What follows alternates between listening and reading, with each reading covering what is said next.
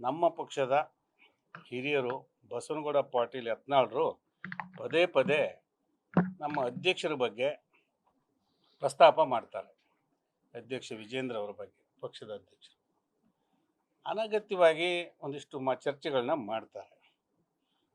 ಅವರಿಗೆ ಅನುಭವ ಇಲ್ಲ ಅಥವಾ ಇನ್ನೇನೋ ಅವರ ಚಿಕ್ಕವರು ವಯಸ್ಸಿನಲ್ಲೋ ಅಥವಾ ಇನ್ಯಾವುದ್ರಲ್ಲಿ ಅಂತ ಹೇಳಲ್ಲ, ಸರಿಯಾಗಿ ಕಂಡಂಗೆ ಅಲ್ಲಲ್ಲೇ ಮಾತಾಡ್ತಾರೆ. ಮತ್ತು ಯಡಿಯೂರಪ್ಪ ಮಗ ಅನ್ನೋ ಕಾರಣಕ್ಕೆ ನಾವು ಒಪ್ಪಲ್ಲ ಅನ್ನೋದು ಮಾತನ್ನು ಹೇಳ್ತಾರೆ. ಅವರಲ್ಲೇ ಒಂದಿಷ್ಟು ಗೊಂದಲಗಳಿದ್ದಾವೆ. ಇದಕ್ಕೆ ಅವರು ನಮ್ಮ ವಿಜೇಂದ್ರ ಅವ್ರನ್ನ ಅಧ್ಯಕ್ಷರು ಮಾಡುವಂಥ ಸಂದರ್ಭದಲ್ಲಿ ನಮ್ಮ ಪಕ್ಷದ ಅಧ್ಯಕ್ಷರು ರಾಷ್ಟ್ರೀಯ ಅಧ್ಯಕ್ಷರು ಜೆ ಪಿ ನಡ್ಡಾ ಅವರು, ಅಮಿತ್ ಶಾ ಅವರು, ಕೇಂದ್ರ ಗೃಹ ಸಚಿವರು ಮತ್ತು ಮೋದಿಯವರ ಸಲಹೆಯನ್ನು ಪಡೆದು ನೇಮಕ ಮಾಡಿದ್ದಾರೆ. ನೇಮಕ ಮಾಡುವಾಗ ಭಾರತೀಯ ಜನತಾ ಪಕ್ಷದ ರಾಜ್ಯದ ಹಿರಿಯ ಮುಖಂಡರುಗಳನ್ನು, ಕಾರ್ಯಕರ್ತರನ್ನು ಅವ್ರದ್ದೇ ಆದ ರೀತಿಯಲ್ಲಿ ಸರ್ವೆ ಮತ್ತೊಂದು ಮಾಡಿಸಿ ಅಭಿಪ್ರಾಯವನ್ನು ಪಡೆದು, ಇದರಲ್ಲಿ ಗುಟ್ಟೇನು ಸ್ವಲ್ಪ ಮಟ್ಟಿಗೆ ಪರಿವಾರದ ಸಲಹೆಯನ್ನು ಕೇಳಿರ್ತಾರೆ. ಇವನ್ನೆಲ್ಲ ಸಲಹೆ ಪಡೆದು ನೇಮಕ ಮಾಡಿದ್ದಾರೆ. ಈ ಹೈಕಮಾಂಡ್ನಿಂದ ನೇಮಕ ಮಾಡಲ್ಪಟ್ಟಂಥ ಅಧ್ಯಕ್ಷರನ್ನ ಪ್ರಶ್ನೆ ಮಾಡೋದು ಅಂತ ಹೇಳಿದ್ರೆ ಹೈಕಮಾಂಡನ್ನೇ ಪ್ರಶ್ನೆ ಮಾಡಿದ ಹಾಗೆ. ಪ್ರಶ್ನೆ ಮಾಡಬಾರ್ದು. ಏನಾದರೂ ಭಿನ್ನಾಭಿಪ್ರಾಯಗಳಿದ್ದರೆ ಹೋಗಿ ಡೆಲ್ಲಿಗೆ ಹೋಗಿ ಹೈಕಮಾಂಡ್ನವ್ರನ್ನ ಭೇಟಿ ಮಾಡಿ ತಮ್ಮ ಸಲಹೆ ಸೂಚನೆಗಳು ಏನಿದ್ದಾವೆ, ತಮ್ಮ ಸಮಸ್ಯೆ ಏನಿದೆ ಅದನ್ನು ಚರ್ಚೆ ಮಾಡಬೇಕು ಅಂತ ನಾನು ವಿನಂತಿ ಮಾಡ್ತೇನೆ ಮತ್ತು ಆಗ್ರಹ ಮಾಡ್ತೇನೆ. ಹೀಗೆ ರಸ್ತೆಯಲ್ಲಿ ಹೋದಲ್ಲಿ ಬಂದಲ್ಲಿ ಯಾವ್ಯಾವುದೋ ಸಭೆಗೆ ಹೋದಲ್ಲಿ ಮಾತಾಡೋದು, ಮತ್ತು ಅವರು ನಮ್ಮ ಪಕ್ಷದ ಮುಖಂಡರು, ನಮ್ಮ ಪಕ್ಷ ಬಿಟ್ಟು ಹೋಗಿದ್ದಾರೆ ಈಶ್ವರಪ್ಪನವರು, ಅಥವಾ ಹೈಕಮಾಂಡ್ನವರು ಅವ್ರನ್ನ ಅವ್ರದ್ದೇ ಆದ ಈಶ್ವರಪ್ಪನವ್ರ ಕಾರಣಕ್ಕಾಗಿ ಅವ್ರನ್ನ ಸಸ್ಪೆಂಡ್ ಮಾಡಿದ್ದೀವಿ, ಉಚ್ಚಾಟನೆ ಮಾಡಿದ್ದೀವಿ. ಅವ್ರ ಜೊತೆ ಸೇರಿಕೊಂಡು ಅವ್ರನ್ನ ಮುಖ್ಯಮಂತ್ರಿ ಮಾಡ್ತೀವಿ ಅಂತ ಬಿ ಜೆ ಪಿಲಿ ಇದ್ಕೊಂಡು ಹೇಳ್ತಾರೆ. ಇದು ಎಷ್ಟರ ಮಟ್ಟಿಗೆ ಸರಿ? ಇದು ನಮ್ಮ ಅಧ್ಯಕ್ಷರಿಗೆ ಕಿರಿಕಿರಿ ಆಗಲಿ ಅಂತ ಹೇಳ್ತಾರೆ. ಪರಿಣಾಮ ಏನಲ್ಲ ಅದರಿಂದ. ನಮ್ಮ ಅಧ್ಯಕ್ಷರಿಗೆ ಒಂಥರ ಮಾನಸಿಕ ಕಿರಿಕಿರಿ ಮಾಡೋವಂಥ ಉದ್ದೇಶ ಇಟ್ಕೊಂಡಿದ್ದಾರೆ. ಮತ್ತು ಏನು ನಾವೆಲ್ಲ ಸೀನಿಯರು, ಅವ್ರ ಜೂನಿಯರು, ಅವ್ರನ್ನ ಹೇಗೆ ಒಪ್ಕೊಳ್ಳೋದು ಅಂತ ನೋಡಿ. ಈ ನಮ್ಮ ಭಾರತೀಯ ಜನತಾ ಪಕ್ಷದ ನಾವು ಸ್ವಲ್ಪ ಮಟ್ಟಿಗೆ ತಿಳ್ಕೊಂಡಿತ್ತು, ನಾವೆಲ್ಲ ವಿದ್ಯಾರ್ಥಿಗಳಾಗ. A K ಸುಬ್ಬಯ್ಯನವರು ಅಧ್ಯಕ್ಷರಾಗಿದ್ದರು. ಕೇವಲ 42-44 ವರ್ಷ ಆಗ ಅವರಿಗೆ. ಸ್ವತಃ ಯಡಿಯೂರಪ್ಪನವ್ರು ಅಧ್ಯಕ್ಷರಾದಾಗ 48 ವರ್ಷ ಅವರಿಗೆ, 48-49. ಈಗ ವಿಜೇಂದ್ರ ಅವರಿಗೆ 49-50 ವರ್ಷ. ಇದು ಕಿರಿಯರು ಹೇಗಾಗ್ತಾರೆ? ಹಿಂದೆಲ್ಲ ಇದೆ. ಮತ್ತು ಸ್ವತಃ ಯತ್ನಾಳ್ರು ಮಂತ್ರಿ ಆಗಿದ್ದರು ಕೇಂದ್ರದಲ್ಲಿ. ಎಷ್ಟು ವರ್ಷ ಆಗ ಅವರಿಗೆ? ಆವಾಗ ಸೀನಿಯರ್ಸ್ ಇರಲಿಲ್ವಾ? ಒಂದು ಸರಿ ನಾವೇನು ಅಂತ ನಮ್ಮ ಬಗ್ಗೆ ಯೋಚನೆನೇ ಮಾಡಲ್ಲ, ಮಾತಾಡಲ್ಲ. 40 ವರ್ಷ ಆಗ, 40ರ ಆಸುಪಾಸಿನಾಗಿದ್ದರು. ನಾವು ಕೂಡ ಹೆಮ್ಮೆ ಪಟ್ಟಿವಿ, ಒಬ್ಬ ಹೊಸ ಯುವಕ ಆಗ್ತಾರೆ ಅಂತ.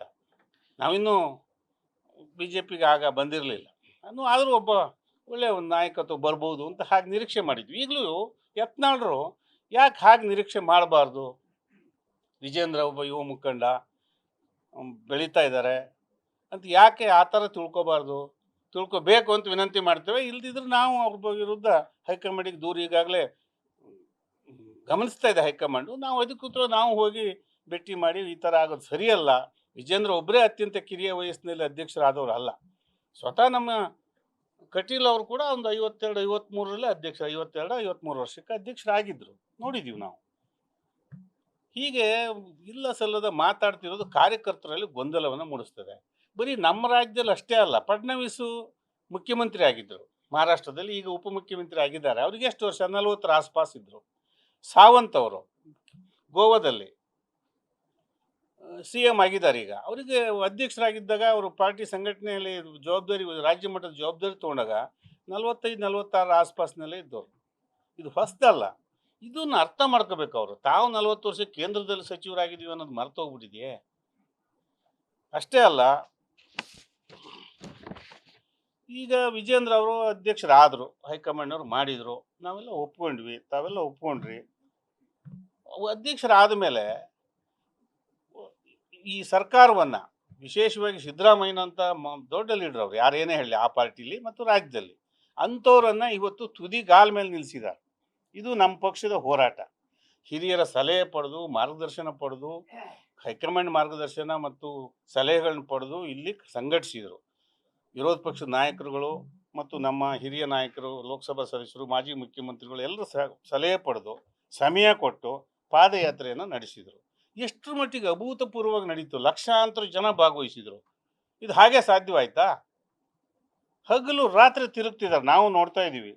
ನಮಗೂ ಸಣ್ಣ ಸಣ್ಣ ಜವಾಬ್ದಾರಿ ಈ ಪಕ್ಷದಲ್ಲಿ ಇದೆ. ಈಗ ಹಗಲು ರಾತ್ರಿ ಕೆಲಸ ಮಾಡ್ತಿದ್ದಾರೆ. ಇನ್ನೇನು ಬೇಕು?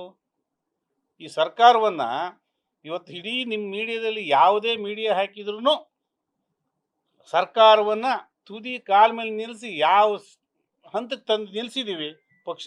ಇದು ನಮ್ಮ ಅಧ್ಯಕ್ಷರ ನೇತೃತ್ವದಲ್ಲಿ ನಮ್ಮ ವಿರೋಧ ಪಕ್ಷದ ಅಸೆಂಬ್ಲಿಲಿ 2 ವಿರೋಧ ಪಕ್ಷದ ನಾಯಕರು, ಹಿರಿಯ ಮುಖಂಡರು, ಕಾರ್ಯಕರ್ತರು, ಎಲ್ಲ ಅಧ್ಯಕ್ಷರುಗಳು, ಜಿಲ್ಲಾಧ್ಯಕ್ಷರುಗಳು ಇವರೆಲ್ಲರೂ ವಿಶ್ವಾಸ ತೊಗೊಂಡು ಮಾಡ್ತಿದ್ದಾರೆ.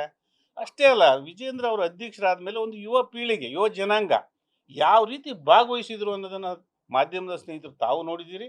ಇಡೀ ಪಕ್ಷ ನೋಡಿದೆ, ಇಡೀ ರಾಜ್ಯದ ಜನ ನೋಡಿದ್ದಾರೆ, ಹೈಕಮಾಂಡ್ ನೋಡಿದೆ, ಹೈಕಮಾಂಡ್ ಗಮನಿಸಿದೆ. ಇಂಥ ಸಂದರ್ಭದಲ್ಲಿ ನಾವು ಒಟ್ಟಾಗಿ ಹೋಗಬೇಕು. ಯತ್ನಾಳರು ಮತ್ತು ಅವ್ರ ಸಂಗಡಿಗರು 2-3-4 ಜನ ಸೀನಿಯರ್ ಇದ್ದಾರೆ. ಅವರೆಲ್ಲ ಅವರು ತಮ್ಮ ಸಮಸ್ಯೆಗಳನ್ನ ನಮ್ಮ ಹಿರಿಯರ ಜೊತೆಗೆ ಚರ್ಚೆ ಮಾಡಿಕೊಂಡು ಬಗೆಹರಿಸ್ಬೇಕಲ್ದೆ ಈ ರೀತಿ ಎಲ್ಲೋ ಒಂದು ಕಡೆ ಅಸಂತೋಷವನ್ನು ವ್ಯಕ್ತಪಡಿಸೋದು, ಅದು ವ್ಯಕ್ತಪಡಿಸುವಂಥ ರೀತಿಯೂ ಸರಿ ಇಲ್ಲ. ನಾವು ಅಧ್ಯಕ್ಷರೇ, ಯಾರು ಒಪ್ಪದೇ ಇರಲಿ, ಹೈಕಮಾಂಡು ನೇಮಕ ಮಾಡಿದೆ, ಸಲಹೆ ಪಡೆದಿದೆ ಎಲ್ಲರದ್ದು. ಹಾಗಾಗಿ ಈ ಥರ ಮಾತಾಡೋದನ್ನು ನಿಲ್ಲಿಸಬೇಕು ಅಂತೇಳಿ ಹೇಳ್ತಾ, ಅನೇಕ ಉದಾಹರಣೆಗಳು ನಮ್ಮ ಪಾರ್ಟಿನಲ್ಲಿ ಇದೆ. ಸ್ವತಃ ನಮ್ಮ 41-42 ವರ್ಷಕ್ಕೆ ತ್ರಿಪುರಾದಲ್ಲಿ ಬಿಪ್ಲವ್ ಕುಮಾರ್ ಅಂತಾರೆ ಅವರು, ಬಿಪ್ಲವ್ ಕುಮಾರ್ ಅವರು ಅಲ್ಲಿ ತ್ರಿಪುರಾದಲ್ಲಿ CM ಆಗಿದ್ದರು. ಅಲ್ಲಿ ಯಾರು ಪ್ರಶ್ನೆ ಮಾಡಿದರೆ, ಇದು ವಯಸ್ಸು ಚಿಕ್ಕದಲ್ಲ, ಸಾಮರ್ಥ್ಯ. ರಾಜ್ಯ ಅಧ್ಯಕ್ಷರಾಗಿ CM ಆದರು ಅವರು. 41ನೇ ವರ್ಷಕ್ಕೆ ರಾಜ್ಯ ಅಧ್ಯಕ್ಷರು, 40 ಹಾಗೆ 2 ಎಲೆಕ್ಷನ್ ಬಂತು, CM ಆದರು. ಇನ್ನು ಬೇರೆ ಕಡೆ ಎಲ್ಲ ಆಗಿದ್ದಾರೆ. ಮತ್ತು ಫಸ್ಟ್ ಟೈಮ್ MLA ಆದವರು ನಮ್ಮಲ್ಲಿ CM ಆಗಿದ್ದಾರೆ. ಈಗ ರಾಜಸ್ಥಾನದಲ್ಲಿ ಇರ್ತಕ್ಕಂಥ CM ಫಸ್ಟ್ ಟೈಮ್ MLA. ನಾವು 5 ಸರಿ ಆಗಿದ್ವಿ, 8 ಸರಿ ಆಗಿದ್ವಿ ಅಂತ ಅಲ್ಲಿ ಜಗಳ ತಕೊಂಡ್ರೆ ಹೇಗಿದು? ಸರಿಯಲ್ಲ ಇದು. ನಾವು ಈ ಥರ ರಸ್ತೆಯಲ್ಲಿ ಹೇಳೋದು ಸರಿಯಲ್ಲ. ನಾವು ಇನ್ನು ರಸ್ತೆಯಲ್ಲಿ ಹೇಳಬೇಕಾಗ್ತದೆ. ನಾನು ಗೌರವಯುತವಾಗಿ ಅವರಲ್ಲಿ ವಿನಂತಿ ಮಾಡ್ತೇನೆ, ಏನಿದೆ ಅದನ್ನ ಸಮಸ್ಯೆಗಳನ್ನ ಪಕ್ಷದ ಹಿರಿಯರಲ್ಲಿ ಕೂತ್ಕೊಂಡು ಬಗೆಹರಿಸ್ಕೋಬೇಕು. ಇಲ್ಲದೇ ಇದ್ದರೆ ನಾವು ಕೂಡ ನಾವು ಕೂಡ ಆ ಥರ ಸರಿಯಾದ ಅವ್ರ ಭಾಷೆಯಲ್ಲಿ ಉತ್ತರ ಹೇಳಬೇಕಾಗತ್ತೆ. ಇದು ನೋಡ್ಕೊಂಡು ಉತ್ತರ ಹೇಳ್ತೇವೆ. ನಾವು ಮುಂದೆ ಕೂಡ ಹೇಳಬೇಕಾಗತ್ತೆ. ಹೈಕಮಾಂಡಿಗೆ ನಾವು ಇದನ್ನು ದೂರು ನಾವೆಲ್ಲ ಒಂದಿಷ್ಟು ಜನ ಸ್ನೇಹಿತರು ಕೊಡಬೇಕಾಗತ್ತೆ ಅಂತ ಹೇಳಿ ಈ ಸಂದರ್ಭದಲ್ಲಿ ಹೇಳಕ್ಕೆ ಇಷ್ಟಪಡ್ತೀನಿ.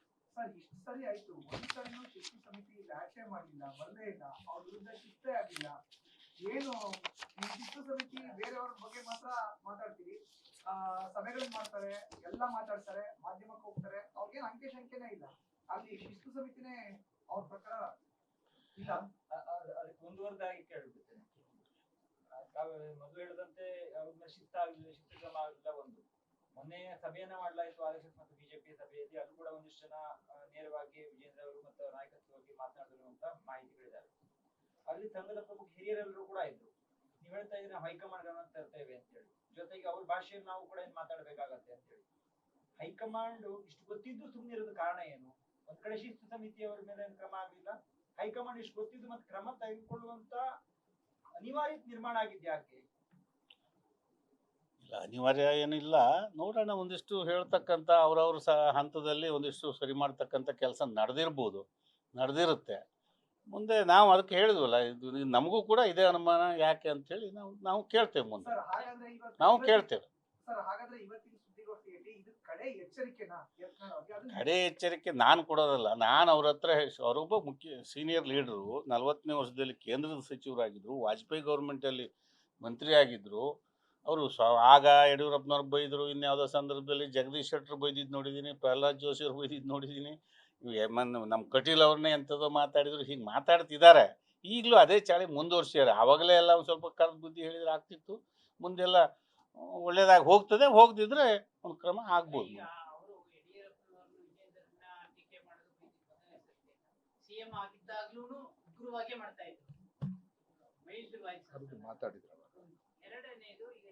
ಅವಾಗ ಕರೆದು ಮಾತಾಡಿದ್ರು. ನನಗೆ ಗೊತ್ತಿರೋಂಗೆ ಹೈಕಮಾಂಡ್ ಅವ್ರು ಮಾತಾಡಿದ ಮೇಲೆ ಸುಮ್ಮನೆ ಆದ್ರಲ್ಲ ಅವ್ರು.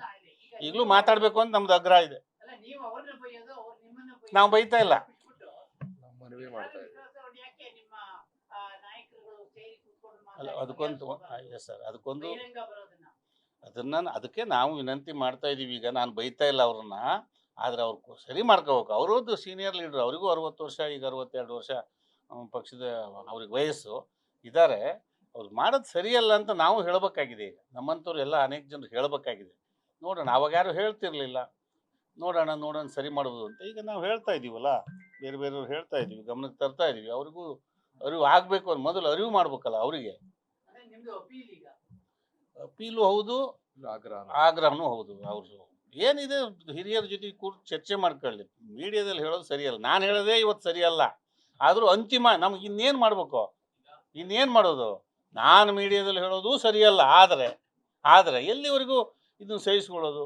ಅಧ್ಯಕ್ಷರು ಸರಿ ಇಲ್ಲ, ಕಾರ್ಯಕರ್ತರು ಏನೋ ಹೇಳ್ಬೇಕು ನಾವು. ನಾನು ಇದರಲ್ಲಿ ಸದಸ್ಯತ್ವ ಅಭಿಯಾನದಲ್ಲಿ ಎಲ್ಲ ಹಳ್ಳಿಲಿ ನಮ್ಮ ಜಿಲ್ಲೆಯಲ್ಲಿ ನಮ್ಗೆ ವಹಿಸಿ ಜವಾಬ್ದಾರಿ ಇದ್ದೀವಿ. ಅಲ್ಲಿ ಕೇಳ್ತಾರೆ, ಅದಕ್ಕೆ ಏನು ಹೇಳೋದು? ನಾವು ನಮ್ಮ ಅಧ್ಯಕ್ಷರಿಗೆ ಹೇಳಿದ್ರೆ ಏನು ಮಾಡೋಕ್ಕಾಗತ್ತೆ? ಹಿರಿಯರಿಗೆ ಹೇಳಿದ್ದೀವಿ ನಾವು, ಕೆಲವು ಹಿರಿಯರಿಗೆಲ್ಲ ಇದು ಸರಿ ಮಾಡಿ ಅಂತ ಹೇಳಿದ್ದೀನಿ, ನಾನು ಸ್ವತಃ ಹೇಳಿದ್ದೀನಿ. ಇದು ಏನಾದ್ರು ಒಂದು ಬಾಂಬ್ ಹಾಕ್ಬಿಡ್ತಾರೆ, ಅದು ಪರಿಣಾಮ ಏನು ಅಂತಿಲ್ಲ. ಅವ್ರು ಬಾಂಬ್ ಹಾಕೋದ್ರಿಂದ ಎಂಥದೋ 1,000 ರೂಪಾಯಿ ಇಟ್ಕೊಂಡ್ಯಾರ, 1,000 ಕೋಟಿ ಇಟ್ಕೊಂಡ್ಯಾರ, ಅದು ಇದು ಅದನ್ನು ಕೇಳಿದ್ದೀವಿ. ಅವ್ರು ಹೇಳೋದ್ರಿಂದ ಅದಕ್ಕೊಂದು ಗಂಭೀರತೆ ಇಲ್ಲ, ಸರಿ. ಆದರೂ ಪಕ್ಷದ ಕಾರ್ಯಕರ್ತರಿಗೆ ಇರಿಸ್ಮುರ್ಸಾಗ್ತದೆ. ಅವ್ರು 1,000 ಕೋಟಿ ಯಾರು ಇಟ್ಕೊಂಡ್ಯಾರ, ಎಲ್ಲಿ ಇಟ್ಕೊಂಡ್ಯಾರ, ಇದು ಸರಿಯಲ್ಲ. ಹಾಗಾಗಿ ಒಂದು ಬಾಂಬ್ ಹಾಕ್ತಾರೆ, ಹೋಗ್ತಾರೆ. ಎಂತಕ್ಕೂ ಖಾಸಗಿ ಕಾರ್ಯಕ್ರಮದಾಗ ಈಶ್ವರಪ್ಪ ಸಾಹೇಬರು ಅವರೆಲ್ಲ ಸೇರ್ಕೊಂಡಿದ್ರು, ಅಲ್ಲೊಂದು ಬಾಂಬ್ ಹಾಕಿದ್ರು, ಹೋದ್ರು. ಅದು ನಮ್ಮ ಕಾರ್ಯಕರ್ತರಿಗೆ ಇರಿಸ್ಮುರ್ಸಾಗ್ತದೆ. ಇಂಥ ಅಲ್ಲಲ್ಲೇ ಪಟಾಕಿ ಹಚ್ಚಿ ಬಾಂಬ್ ಅನ್ನೋದನ್ನ ನಿಲ್ಲಿಸ್ಬೇಕು ಅಂತ ಈಗ ಆಗ್ರಹ ಇದೆ. ಹೌದ್ರಿ, ಎಂತಕ್ಕ ಸೇರಿದ್ರ ಅಲ್ಲೊಂದು ಹೇಳಿದ್ರು ಹೊಂಟ್ರು. ಕಾರ್ಯಕರ್ತರಿಗೆ ಎಷ್ಟು ಮುಜುಗರ. ಯತ್ನಾಳ್ ಅವರು ಪ್ರಬಲ ಸಮುದಾಯ ನಾಯಕರಂತ ಒಂದು ಏನಾದ್ರು ನಿಮ್ಗೆ ಹೆದರಿಕೆನಾ? ಹೈಕಮಾಂಡ್ ಏನಾದ್ರು ಅವ್ರ ಮೇಲೆ ಆಕ್ಷನ್ ತಗೊಳ್ಳೋಕೆ ಆಗಲ್ವಾ? ಆ ತರ ಏನಿಲ್ಲ ರೀ. ಹಿಂದೆಲ್ಲ ನಾಳೆ ಸರಿ ಮಾಡ್ಕೋಬಹುದು, ಆ ಮನುಷ್ಯನ ಸ್ವಭಾವ ಹಂಗೆ ಅಂತ ಕೆಲವರಿಗೆ ಅದು ಸ್ವಭಾವ ಆಗಿ ಅದೊಂದು ಚಟ ಆಗ್ಬಿಡ್ತದೆ. ಆಮೇಲೆ ಆಗಿದೆ, ಅದಾಗಬಾರ್ದು ಅಂತ. ಅದಕ್ಕೆ ಸೀರಿಯಸ್ನೆಸ್, ಅದಕ್ಕೆ ಹೌದು ನಮ್ಮ ಕಾರ್ಯಕರ್ತರಿಗೆ ಭಾಳ ಇರಿಸ್ಮುರ್ಸ್ ಆಗ್ತಾ ಇದೆ. ನಮ್ಮ ದೊಡ್ಡವರಿಗೆಲ್ಲ ಬಿಡ, ಅದಕ್ಕೂ ಅದು ಹೇಳ್ತಿರ್ತದೆ, ಬಿಡ ಅದು ಅಂತ ಒಂದು ಸಣ್ಣ ಹಂಗೆ ಅನಿಸಿರ್ಬೋದು. ಇನ್ನು ಹಾಗೆ ಆಗಬಾರ್ದು. ನಾವು ಹೇಳ್ತಾ ಇರ್ತಾನಂತ ನಾವು ಸುಮ್ಮನೆ ಇರೋದು. ನಮ್ಮ ಅಧ್ಯಕ್ಷರಿಗೆ, ನಮ್ಮ ಪದಾಧಿಕಾರಿಗಳಿಗೆ ಕಿರಿಕಿರಿ ಅದು ಒಂದು ಟೈಪ್ ಆಫ್ ಆ ಥರ. ಅವ್ರಿಗೆ ಬೈತಾ ಇಲ್ಲ, ಅವ್ರಿಗೆ ಎಂತ ಹೇಳ್ತಾರೆ ಇಲ್ಲ, ಕಂಡಲ್ ಒಂದು ಎಂಥದ್ದು ಹೇಳ್ತಾರೆ, ಮುಂದಕ್ಕೆ ಹೋಗ್ತಾರೆ. ಅದು ಕಂಡಲ್ ಒಂದು ಎಂಥವ್ರು ಹೇಳಿ ಹೋಗೋದು ಅವ್ರಿಗೆ ಅದು ಸ್ವಭಾವ ಆಗಿದೆ. ಅದು ಸ್ವಭಾವ ತಿದ್ಕೋಬೇಕು. ಅವರು ತಿದ್ಕೊಳ್ಳೋದಿದ್ರೆ ಅವ್ರ ವಯಸ್ಸಿಗೆ ಅವ್ರ ಮುಂದೆ ಪರಿಣಾಮ ಅವರಿಗೆ ಅನುಕೂಲ ಅಲ್ಲ, ಅದು ಅವ್ರಿಗೆ ಒಳ್ಳೇದಲ್ಲ. ನಾನು ಇತರರು ಅಂದೆ, ಅವರು ಮತ್ತು ಅವರ ಸ್ನೇಹಿತರು ಅಂತಲೇ ಹೇಳಿದೆ. ಅವರೆಲ್ಲ ನೋಡಿ ಸೀನಿಯರ್ಸ್, ಅವರೆಲ್ಲ ಅನುಭವಿಸಿದವರು ಯಾರ್ಯಾರು ಯಾವ್ಯಾವ ವಯಸ್ಸಿನಲ್ಲಿ ಯಾವ ಜವಾಬ್ದಾರಿ ನಿಭಾಯಿಸಿರಿ ಅಂತ ನಾನು ಹೇಳಬಲ್ಲೆ. ಈಗ ಅದ್ರ ಅಗತ್ಯ ಇಲ್ಲ. ಯತ್ನಾಳ್ರು ಕಂಡಲ್ ಗುಂಡು ಹೊಡೆದು ಏನೇನ ಆಭಾಸ ಕ್ರಿಯೇಟ್ ಮಾಡೋದು ಮತ್ತು ಅವರು ಮಾಡ್ಕೊಳ್ಳೋದು ಅದು ಒಳ್ಳೇದಲ್ಲ. ಆಯ್ತು, ಇತರರು ಅಂದೆ. ಲಿಂಬಾವಳಿ ಸಾಹೇಬರು ನಮಗೆಲ್ಲ ವೆಲ್ ವಿಷರೇ ಇದ್ದಾರೆ. ಆದರೆ ಅವ್ರ ವಯಸ್ಸು ಯಾವ ವಯಸ್ಸಿನಲ್ಲಿ ಅವ್ರ ಪ್ರಧಾನ ಕಾರ್ಯದರ್ಶಿಗಳು ಎಷ್ಟು ಸರಿ ಆದರು, ಎಂಥ ಜವಾಬ್ದಾರಿ ಇತ್ತು ಅವರಿಗೆ, ಮಾಡಿದ್ದಾರೆ. ಈಗ ಒಂದಿಷ್ಟು ಸಲಹೆ ಸೂಚನೆಗಳು ಬರಲಿ, ಕೂತ್ಕೊಳ್ಳಿ. ಅವ್ರದ್ದು ಆಫೀಸು, ಅವ್ರು ಕಟ್ಟೋದು ಆಫೀಸು, ಅವರೆಲ್ಲ ಬರಲಿ. ಯಡಿಯೂರಪ್ಪ ಲಿಂಬಾವಳಿಯವರು ಟೀಮ್ ಆಗಿ ಇದನ್ನು ಆಫೀಸ್ ಕಟ್ಟಿಲ್ವೇ, BJP ಕಟ್ಟಿಲ್ವೇ ಅನಂತಕುಮಾರ್ ಅವ್ರ ಜೊತೆಗೆ? ಅವಾಗ ABP ಇದ್ರಲ್ಲ ಅವರೆಲ್ಲ ಅನುಭವಿಸಿದ್ದಾರೆ, ಗೊತ್ತಿದೆ ಪಾರ್ಟಿಲಿ. ಈಗ ಯಾಕೆ ಹಂಗೆ ಮಾಡ್ತಾರೆ? ಈಗ ಯಾರು ಮಾಡ್ತಾರೆ ಅವ್ರಿಗೆ ಒಂದು ಎನ್ಕರೇಜ್ ಮಾಡಿ, ಹೀಗಲ್ಲ ತಮ್ಮ, ಹೀಗಲ್ಲ, ಹೀಗೆ ಮಾಡ್ಕೊಳ್ಳಿ ಅಂತ ಹೇಳಬೇಕಾದ ಸ್ಥಾನದಲ್ಲಿ ಇದ್ದಾರೆ ಅವರು. ಸಲಹೆ ಕೊಡಬೇಕು, ಅಥವಾ ಹೇಳಿ ಗಟ್ಟಿಯಾಗಿ. ಇಲ್ಲಿ ಒಳಗೆ ಬಂದು ಏಕವಚನದಲ್ಲಿ ಮಾತಾಡಿ ಬೈದು ಹೇಳಲಿ, ಇಲ್ಲಿ ಹೇಳಲಿ, ನಿಮ್ಮ ಹತ್ರ ಹೇಳ್ತಾರೆ, ಮುಂದಕ್ಕೆ ಹೋಗ್ತಾರೆ. ಗ್ಯಾರಂಟಿ ನ್ಯೂಸ್, ಸುದ್ದಿ ಖಚಿತ, ನ್ಯಾಯ ನಿಶ್ಚಿತ.